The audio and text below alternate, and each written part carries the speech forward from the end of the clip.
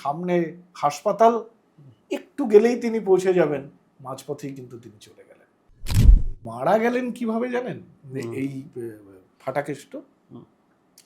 তখন ফাটাকেষ্ট মূলত তার পূজা এবং এইসবের জন্যই বিখ্যাত। হঠাৎ করে বুকে ব্যথা, ওই বুকে ব্যথার অবস্থায়, তখন দক্ষিণ কলকাতার ল্যান্সডাউন এই সমস্ত খুব অভিজাত জায়গা, ফাটাকেষ্টকে নিয়ে গাড়ি ছুটছে, বুকে ব্যথা, ফাটাকেষ্টকে নিয়ে গাড়ি ছুটছে। নার্সিংহোমটা ওই ঢিলছড়া দূরত্বে দেখা যাচ্ছে। গাড়িটা কি কারণে ওই একটু আগে এসে ব্রেক ফেল করে গেল বা গোলমাল হয়ে গেল, গাড়িটা দাঁড়িয়ে গেল। ফাটাকেষ্ট ওই অবস্থাতেই নামলেন গাড়ি থেকে, নেমে আর হাসপাতাল পর্যন্ত যেতে পারলেন না, হার্ট অ্যাটাক করে রাস্তায় মারা গেলেন।